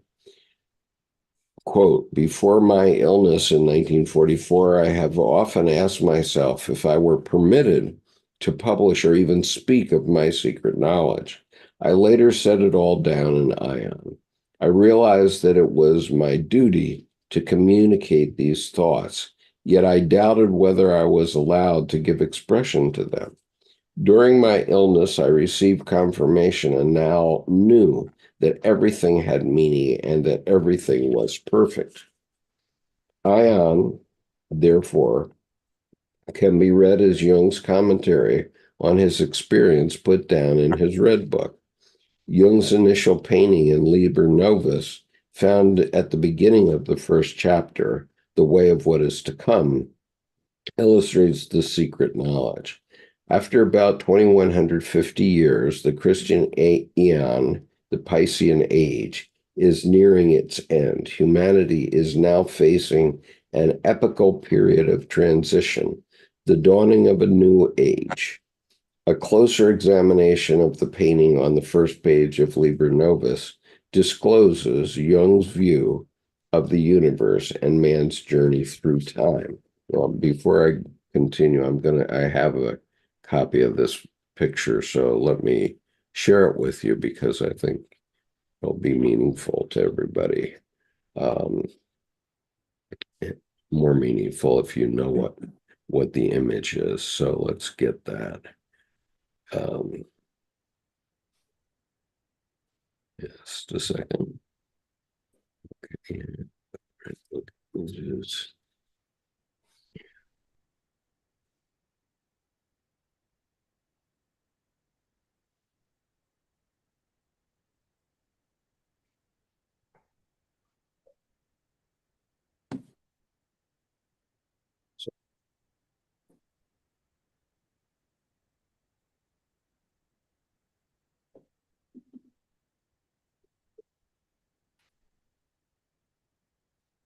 Have to go through practically all of his images to find the one which is back at the beginning of the book. But here it is. Okay.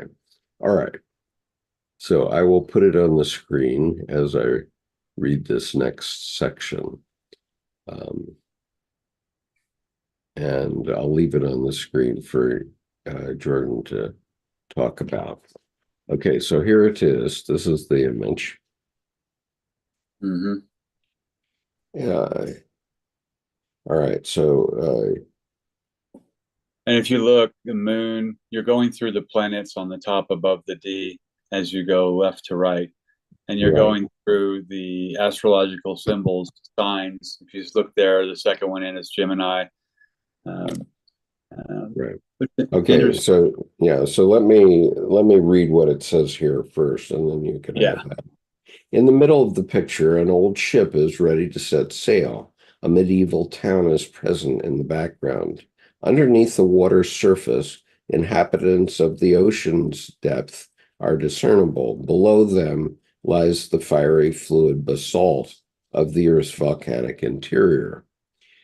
At the top of the picture of the painting, a four-rayed sun is seen in the heavens, traveling on its elliptical path through zodiacal signs. In Jung's illustration, the sun is positioned between the signs of Pisces and Aquarius, while one of the four rays reaches onward to the astrological sign of Aquarius, the coming age. Jung is here clearly referring to the astronomical phenomenon of the zodiacal precession of the equinoxes. Approximately every 2150 years, a period known as Platonic month, this astronomical precession causes a gradual shifting of the vernal equinox into the preceding sign of the zodiac. In the late Hellenistic age, it was calculated that the equinox would move or precess through the entire circle of the 12 zodiacal constellations over a period of roughly 25,800 years. This period came to be called a Platonic year. Recently, the International Astronomical Union calculated that the precession through the entire zodiac takes exactly 25,771 years, 71.58 years. At the last turn of the times, which occurred around 200 BCE, the vernal equinox transitioned from Aries into Pisces. This was the beginning of the Piscean age. Mhm. Now, over two millennia later, we have arrived at the end of the Piscean age. Looking at these astronomical phenomena with an acausal synchronistic approach, Jung saw that humanity is on the threshold of a new age, the Aquarian age. Within this difficult phase of ional transition, immense difficulties can be expected. Jung perceived that these epochal transitions between Platonic months go hand in hand with a metamorphosis of the gods. The period of transition between eons is therefore always accompanied by pronounced anxiety, confusion, and melancholia. Quote, my thoughts about this world were not and are not enjoyable. The drive of the unconscious towards mass murder on a global scale is not exactly cheering prospect. Transitions between the eons always seem to have more melancholy and despair and despairing times, as, for instance, the collapse of the old kingdom of Egypt between Taurus and Aries, or the melancholy of the Augustinian age between Aries and Pisces. And now we are moving into Aquarius, and we are only at the beginning of this apocalyptic development. Already I am a great grandfather twice over and see those distant generations growing up, how big growing up, who long after we are gone will spend their lives in the darkness. The development, with its seemingly nihilistic trend toward disintegration, must be understood as the symptom and symbol of the mood of universal destruction and renewal that has set its mark on our age. This mood makes itself felt everywhere, politically, socially, and philosophically. We're living in what the Greeks called the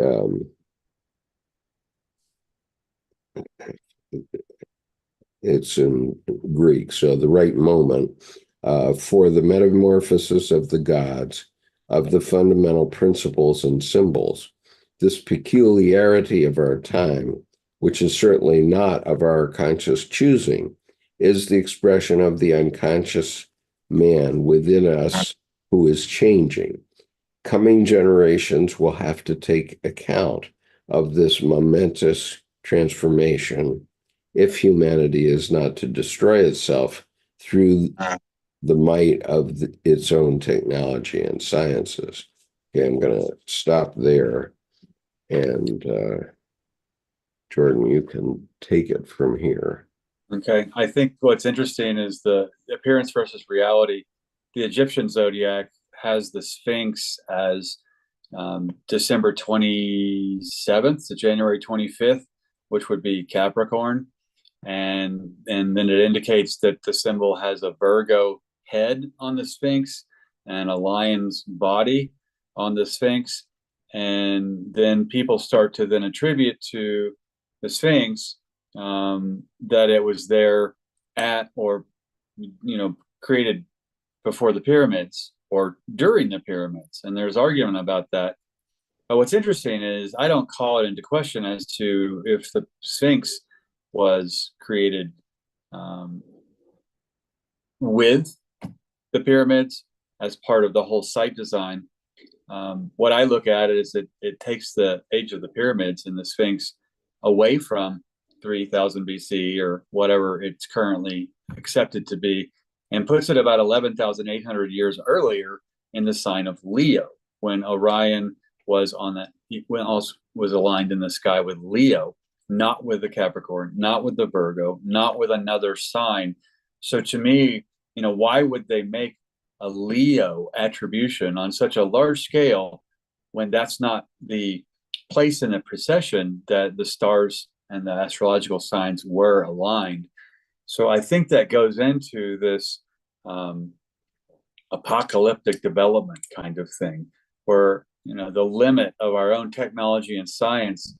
I kind of feel that astrologically, that actual animal, Leo, indicates a different time than historians have either concocted or accepted. And there's also the idea of, well, did someone recarve the head? And there's a whole lot of things going on there. But the 2150 year per astrological sign, a period known as Platonic month. If you're familiar with the Platonic solids, the sphere, the cylinder, the cube, the tetrahedron, the dodecahedron, you get in the tetrahedron, the four-sided pyramid, rather than the five-sided pyramid, because the Egyptian pyramids have a square base rather than four triangles and three sides and a base. So as Skip is coming back here, as you're coming back here, Yeah.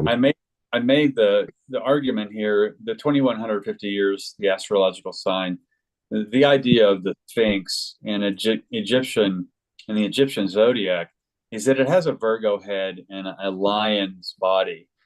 But I think that is an incorrect attribution, because the pyramids are aligned with the constellation of Orion. And so they're going to be aligned with the sign they were created in. And, there's attributions to the Sphinx, and the Egyptian zodiac is December 27th to January 25th, Capricorn. Well, what's interesting there is it's a lion. It's Leo. That's, I think, approximately 11,800 years prior. So even our dating at 3,000, 4,000 BC, whatever the pyramids are set at from an acceptable place, I think that's an unfortunate, inaccurate historical attribution, that if you just look up at Orion and go, well, the lion, when was the last Leo? Mm-hmm. And you have to go back, was it 10,800, 11,800? That kind of level. I mean, 10 millennia at least, if not 11 and a half to 12.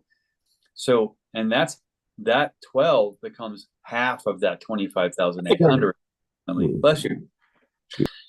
So the procession here, he's talking about the confusion, the turmoil, that kind of thing. That's like rebirth. Things are anew. And so what happens is, then it kind of fits my definition of tradition. Tradition is just peer pressure from dead people, and they don't get a vote. Right. So looking at what is present now, I think is what Jung is saying.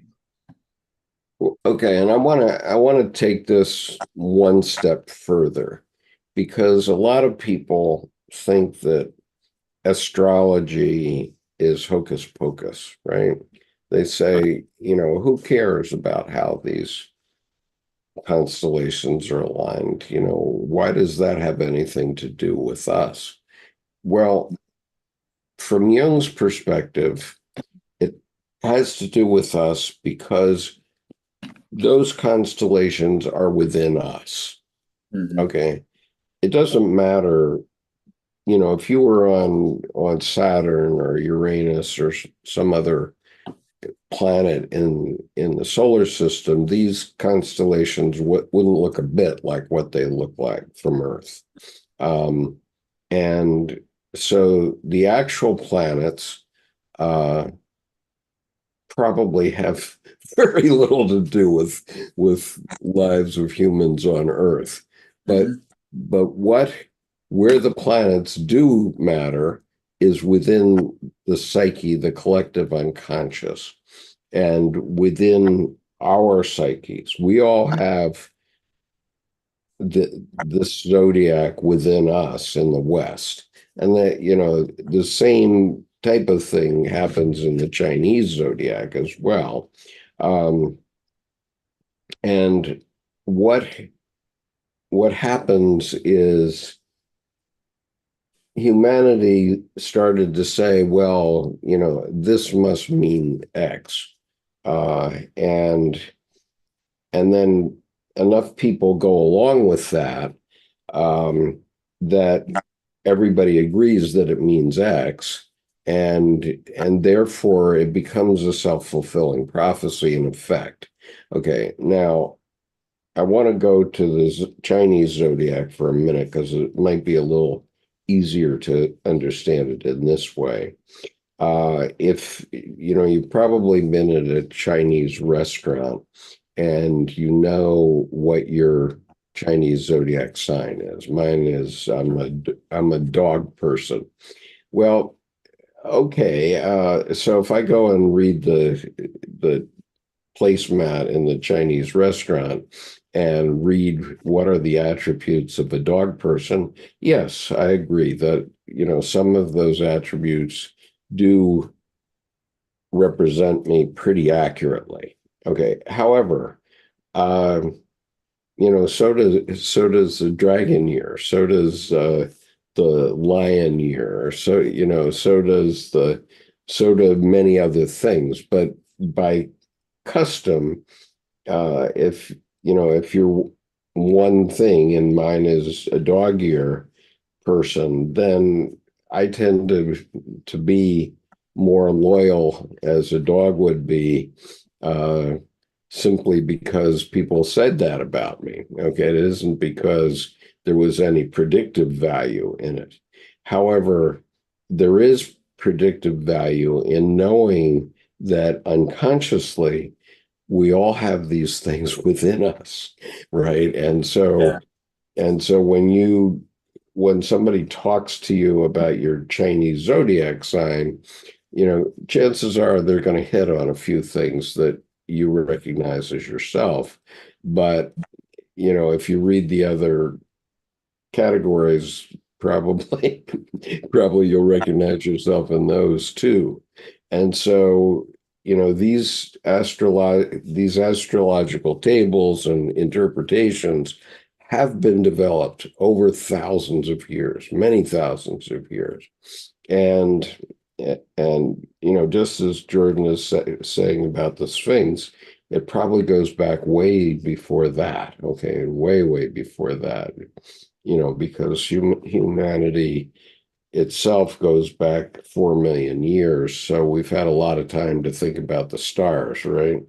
And Brought it up in the Chinese zodiac because that really fleshes something out. Because people say, well, if I have a kind of sort of attribute with all of them, isn't that vague and some pseudoscience and false attribution? And I say, no, what it is, it's a very long form determination of very nuanced indications of where's your nucleus and where are your satellites, where's your nucleus and where are your allies. So you're playing your sign, and you know, I'm the goat, the mountain goat. Go figure, last year with the Santa beard, you know. And it's interesting because then all the other 11 ones, well, I see straight across the sign. I see straight across the chart to what's in opposition. Well, that's clearly across the table. All the rest of them are at a various angle. So in a sense, call it, you know, Arthurian knights around the round table, or your 12 council, male, female, however, but they're all present. So in a sense, it's a divide nature by 12, you know, divide the universe by 12 and attribute then the animal or symbolic piece to give us something to sink our teeth into. And I don't think we need to own it. We live it. So that you get past the explanation of it and you get into the, oh, okay, that's why I run like this. That's why I hop up nimble footed on things, or I used to. You know, I mean, now I'm going, well, if I hop up there, I'll probably break something because I won't land properly. I don't know. So the balance is not mountain goating like it used to be. right. But I can take those Chinese zodiacs, and similar to the Western zodiac, or if you go to Vedic and it changes things up, what is your primary, you know, animal? And then all the secondary, tertiary, oppositional, they're all there, but it's to me a dialing into nuance of what primarily are you. And they're a joke of take the DSM, the psychiatric, you know, diagnostic manual, Yeah. which it's really just an insurance coding manual. It's Yeah. not for diagnosis. And the reality is, if you hand that to a hypochondriac, every time they turn the page, oh, I have that. Oh, I have that. Right. Exactly. They'll never leave the house. Yeah, precisely. Okay, so let me just look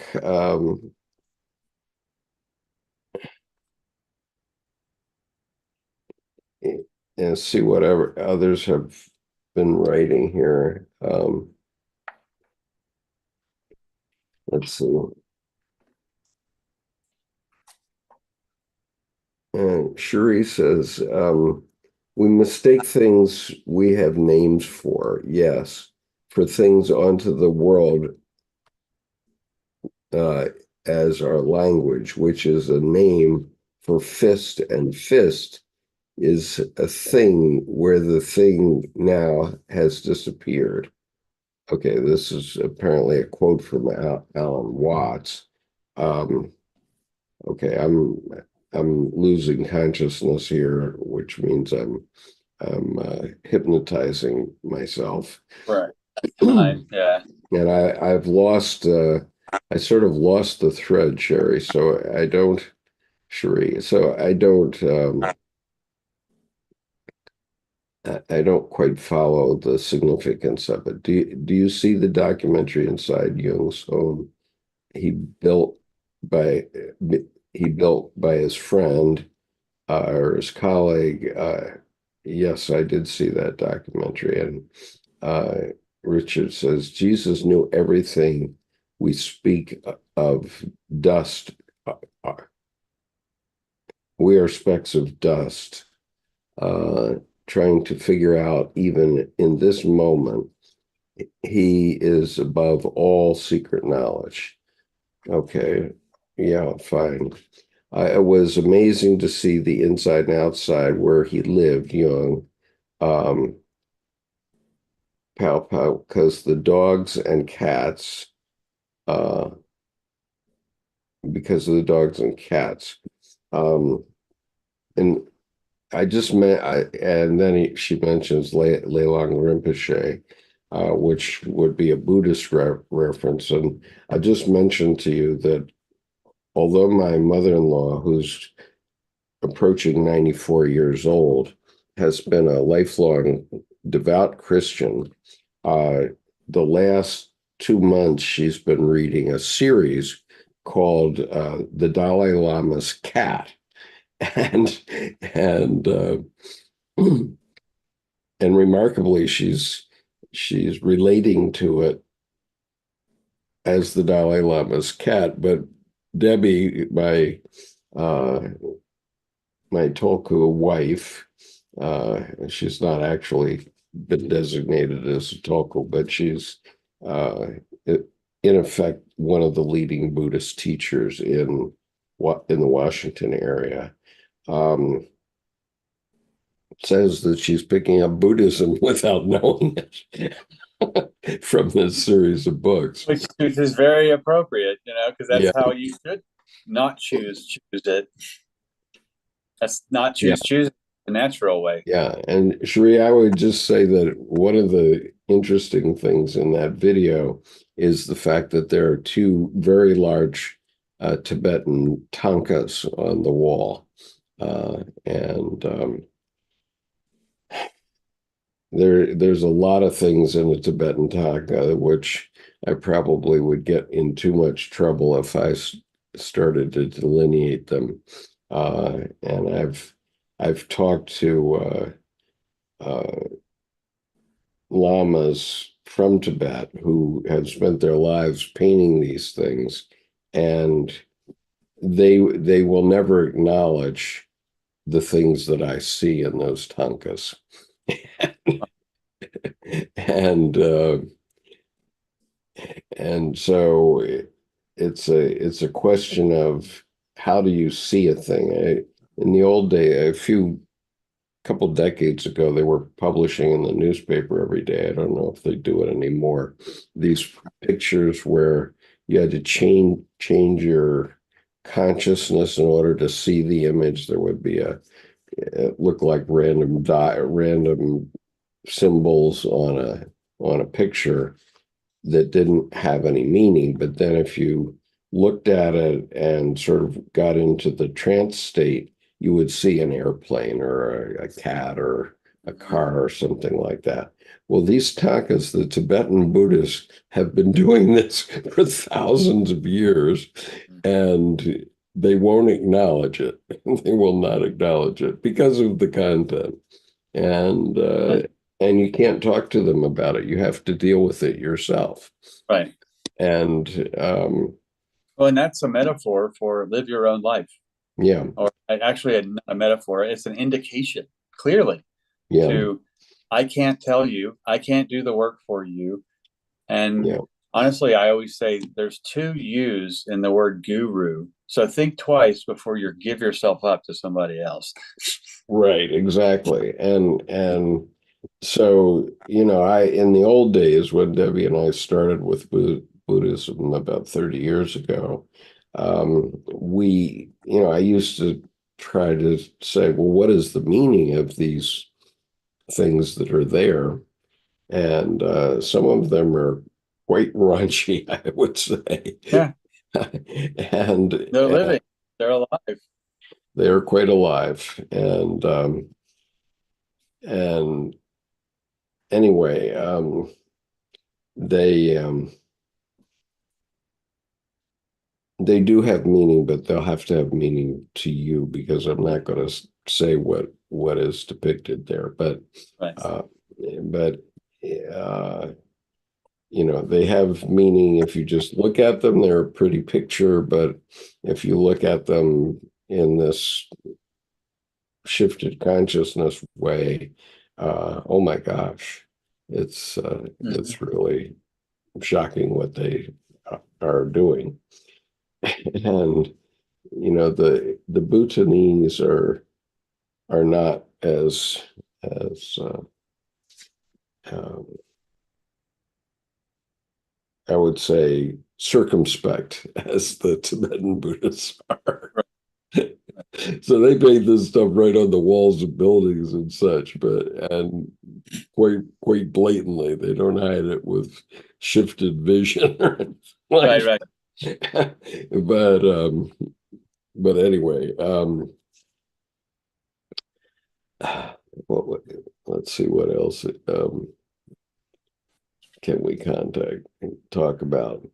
Well, we haven't gotten through the end of this article. That's a good thing because it's a long article and it has a lot of meat in it. The next section the next two sections. The first section is called the Christian Age, and the next after that is the Age of the Holy Ghost. So this should be right up Richard's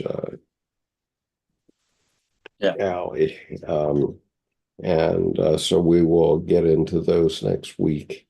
And So while that steeps in people and they look at the age of the Holy Ghost and think about the age of Pisces, big feminine ocean, Sophia, Chokmah, the divine wisdom. I mean, the Holy Ghost, Father, Son, Holy Ghost. It's not. I mean, the Holy Ghost, not Casper. It's and it's Chokmah. It's the divine wisdom of Sophia. And one thing I add is, okay, ocean, it's feminine, Pisces.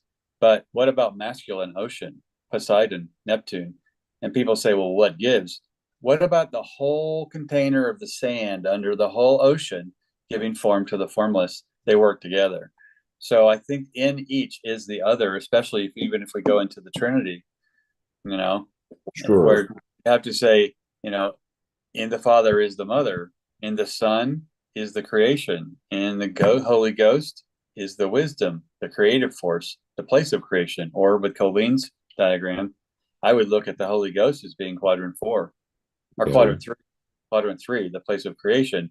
So there's a whole thing that when we get into this, the age of, the Pisces piece, there's a lot going on. Oh yeah, there's a lot. And I've what you may not know, Jordan, maybe you know by now, is that um, I've commissioned a sculptor by uh, Tim Holmes, famous sculptor in the U.S. And I have to make one more payment on my commission, which will be in about 10 days when I have my payday on May 29th. And and then we'll see what Tim has conjured up because he's played it close to the vest. But it relates very much to this idea of the shape of the ocean and the shape of the ocean being um, there as well as the waves, right? Mhm. And I don't know, have I mentioned this before to you at all? Once privately. Yeah. I think that's so it's yeah.